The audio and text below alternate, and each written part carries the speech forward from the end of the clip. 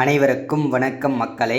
இந்த ஒரு வீடியோவில் நம்ம எதை பற்றி பார்க்க போகிறோம் அப்படின்னா, எல்லாரும் ஃபோட்டோவிலே தம்ப்நெயிலே பார்த்துருப்பீங்க. ஆமாங்க, இந்த ரேஷன் கடை வேலைக்கான ரிசல்ட் விற்பனையாளருக்கும் கட்டுனருக்கும் ரிசல்ட் கன்ஃபார்மாக எப்போ வரப்போகுது, அதுக்கான அப்டேட் ஜனவரி 5, அதாவது இன்றைக்கி தெளிவாக அப்டேட் கொடுத்துருக்காங்க. சரிங்களா? ரேஷன் கடை தேர்வு முடிவுகள் மாவட்ட வாரியாக பிடிஎஃப், அதாவது பார்த்தீங்கன்னாக்கா மெரிட் லிஸ்ட்டை செலெக்ஷன் லிஸ்ட்டை பார்த்தீங்கன்னா இறுதி ஃபைனல் செலெக்ஷன் லிஸ்ட்டை அவங்கவுங்க டிஆர்பி அஃபிஷியல் வெப்சைட்லேயே பார்த்தீங்கன்னா விரைவில் கிடைக்கும்னு சொல்லிட்டு அப்டேட் நமக்கு கிடைத்திருக்கு. ஸோ இது என்ன அப்டேட் கொடுத்துருக்குறாங்க, ஸோ இது வரைக்கும் வராமல் இருக்கிறதுக்கு காரணம் என்ன, இந்த மீதி நடத்தாமல் இருந்த இன்னும் 50% நேர்காணல் முடிஞ்சது எல்லாருக்குமே தெரியும். மீதி 50% மாவட்டங்கள் மழை எச்சரிக்கை காரணமாக நிறுத்தி வச்சுருந்தாங்க. அது 50%, மீதி 50% நேர்காணல் அனைத்தும் முடிந்து விட்டதா, இல்லை இன்னுமே பார்த்திங்கன்னா நேர்காணல் நடந்து கொண்டு இருக்கிறதா, அதுக்கான அப்டேட்டு ரிசல்ட் மெரிட் லிஸ்ட் கன்ஃபார்மாக எப்போ வரப்போகுது, அதுக்கான அப்டேட்டுமே கொடுக்க போகிறோம். அதே மாதிரி நிறைய பேருக்கு எஸ்எம்எஸ் எப்போ வரப்போகுது, மெயில் எப்போ வரப்போகுது, யார் யாருக்கு வரப்போகுது, எப்படி வரப்போகுது, வந்த உடனே நான் எப்படி தெரிஞ்சுக்கிறது, ஒருவேளை நான் செலக்ட் ஆகலைன்னா என்ன காரணத்தினால ரிஜெக்ட் ஆகிருக்கிறேன், ஸோ அதே மாதிரி பார்த்தீங்கன்னா எவ்வளோ மார்க்கில் நான் மிஸ் பண்ணியிருக்கிறேன், ரிஜெக்ட் ஆகிருக்கிறேன்னு சொல்லிட்டு ஆல்மோஸ்ட் எல்லா தகவலுமே இந்த ஒரு வீடியோவில் நம்ம கவர் பண்ண போகிறோம். ஸோ வீடியோவை ஸ்கிப் பண்ணாமல் முழுமையாக பார்த்தீங்கன்னா மட்டும்தான் அது என்ன அப்டேட்ன்றதை தெளிவாக உங்களுக்கு புரியும். ஸோ வீடியோவை ஸ்கிப் பண்ணாமல் முழுமையாக பாருங்கள். இது எல்லாமே பார்க்குறதுக்கு முன்னாடி நமது கவர்மெண்ட் ஜாப் டெய்லி அப்டேட் சேனலுக்கு இப்போ தான் நீங்கள் ஃபர்ஸ்ட் டைமாக முதல் முறையாக நமது சேனலை பார்க்குறீங்க, நம்ம வீடியோவை பார்க்குறீங்க அப்படின்னா மறக்காமல் சப்ஸ்கிரைப் பண்ணிவிட்டு பக்கத்தில் இருக்கிற பெல் பட்டனை கிளிக் பண்ணி ஆளுன்ற ஆப்ஷனில் போட்டு வச்சுக்கோங்க. அப்போ தான் நம்ம போடக்கூடிய அரசு துறையிலேருந்து வரக்கூடிய எல்லா விதமான கவர்மெண்ட்டோட ஜாப்ஸாக இருக்கட்டும், அப்டேட்ஸாக இருக்கட்டும், நோட்டிஃபிகேஷனாக இருக்கட்டும், எதுவாக இருந்தாலும் சரி நீங்கள் உடனுக்குடனே நமது சேனலில் ஈஸியாகவே துல்லியமாகவே தெரிஞ்சுக்க முடியும். சரிங்களா? ஸோ அதுக்கு நீங்கள் பண்ண வேண்டியது ஒன்று மட்டும்தான், மறக்காமல் சப்ஸ்கிரைப் பண்ணிவிட்டு பக்கத்தில் இருக்கிற பெல் பட்டனை கிளிக் பண்ணி ஆளுன்ற ஆப்ஷனில் போட வேண்டியதான். ஓகேங்களா? ஸோ அது போட்ட உடனே எல்லா நோட்டிஃபிகேஷனே கவர்மெண்ட்டில் ஏதாச்சும் மகிழ்ச்சி தகவல் கிடைச்சாலும் சரி, இல்லை ஏதாச்சும் அரசு வேலைக்கான நோட்டிஃபிகேஷன் கிடைச்சாலும் சரி, அப்ளை பண்ணுற வீடியோஸ் வந்தாலும் எது கிடைச்ச அரசு துறையிலேருந்து வரக்கூடிய எல்லா விதமான அப்டேட்ஸுமே நீங்கள் நமது சேனலில் தெரிஞ்சுக்கலாம். ஓகேங்களா? ஸோ மறக்காமல் வீடியோவை லைக் பண்ணிவிட்டு பாருங்கள், முழுமையாக பாருங்கள், ஸ்கிப் பண்ணாமல் பாருங்கள். ஓகேங்களா? வாங்க வீடியோக்குள்ளே போகலாம். ஸோ இங்கே தெளிவாக கொடுத்துருக்காரு பாருங்கள். 2025 ஜனவரி 5ஆம் தேதி, அதாவது இன்றைக்கி தான் இந்த அப்டேட் நமக்கு கிடச்சிருக்குது. சற்று முன்பு கிடைச்ச உடனே நம்ம அப்டேட் எல்லாருக்குமே கொடுக்குறோம். ஓகேங்களா? ஸோ இங்கே தெளிவாக கொடுத்துருக்காங்க பாருங்கள். தமிழ்நாடு ரேஷன் கடை தேர்வு முடிவுகள் 2020, இப்போ 2024 தான் முடிஞ்சது இல்லையா, இதுக்கான நோட்டிஃபிகேஷன் முடிஞ்சது. இப்போ 2025 ஜனவரியில் தான் இதுக்கான மாவட்ட வாரியாக பிடிஎஃப் மெரிட் பட்டியல், அதாவது மெரிட் லிஸ்ட்டை பார்த்திங்கன்னா விரைவில் கிடைக்கும் உங்களுக்கு அப்படின்னு சொல்லியிருக்காங்க. அதுவுமே அஃபிஷியல் டிஆர்பி வெப்சைட்டில். ஓகேங்களா? ஸோ இதை பற்றின அப்டேட் பார்த்திங்கனாக்கா தெளிவாக கொடுத்துருக்காங்க.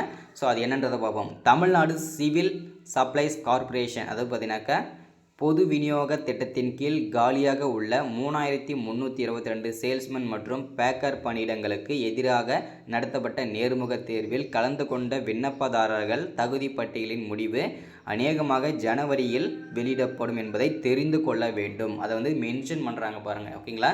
நீங்கள் ஜனவரியில் கண்டிப்பாக நாங்கள் வெளியிடுவோம், அதை ஃபஸ்ட்டில் நீங்கள் தெரிஞ்சுக்கோங்க அப்படின்றத தெளிவாக அப்டேட் பண்ணியிருக்கிறாங்க. அதே மாதிரி கூட்டுறவுத்துறையின் அமைச்சருமே செய்தியாளர்களிடம் நேற்றைய தினம் சந்தித்து அவர் கொடுத்துருக்கிற அறிக்கையில் பார்த்திங்கன்னா என்ன சொல்லியிருக்காரு அப்படின்னா, அப்டேட் கொடுத்துருக்கிறது என்னென்னா, கூடிய விரைவில் ரிசல்ட் நாங்கள் வெளியிடுவோம், அதுவும் எங்களுடைய அஃபிஷியல் டிஆர்பி வெப்சைட்லேயே நாங்கள் வெளியிடுவோம்னு சொல்லியிருக்கிறாங்க.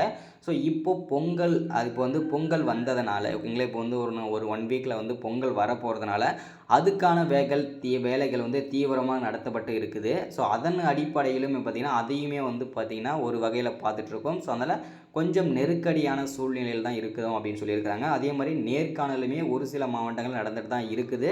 ஸோ நடந்து முடிஞ்சதுன்னா இந்த ஜனவரி எண்டுக்குள்ளே, அதாவது ஜனவரி முடிவுக்குள்ளே கண்டிப்பாக நாங்கள் ரிசல்ட் வெளியிட்டுருவோம் அப்படின்றதுக்கான தெளிவான அப்டேட் தான் அவருமே கொடுத்துருக்கிறாரு. சரிங்களா? அதே மாதிரி செலக்ட் ஆன அனைவருக்குமே, ஓகேங்களா, செலக்ட் ஆன அனைவருக்குமே அவங்கவுங்க கொடுத்துருக்கிற அட்ரஸ்க்கு அப்பாயின்மெண்ட் ஆர்டர் வீட்டுக்கே நாங்கள் போஸ்ட் ஆஃபீஸ் மூலயமாவே அனுப்பிடுவோம் அப்படின்றத தெளிவாக அவர் சைட்லேருந்துமே கிளாரிஃபை பண்ணிட்டாரு. ஓகேங்களா? அடுத்ததாக நிறைய பேர் கேட்ட விஷயம், இந்த செலக்ட் ஆன உடனே நான் எப்படி தெரிஞ்சுக்கிறது அப்படின்றத சொல்லியிருந்தீங்க இல்லையா. செலக்ட் ஆன உடனே உங்களுக்கு ஒரு எஸ்எம்எஸ் வரும். ஓகேங்களா? இப்போ நம்ம அப்ளை பண்ணும்போது ஒரு ரிஜிஸ்ட்ரேஷன் நம்பர் மாதிரி வந்தது இல்லையா.